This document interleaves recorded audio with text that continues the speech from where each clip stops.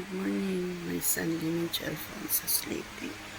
This is our family brunch. Happy Sunday, folks. This is our family brunch at Blackford, Singapore, April 12, 2026. This is Simpoy, the retired man. Okay. Having spaghetti, Filipino style spaghetti with French fries and fried chicken. Okay,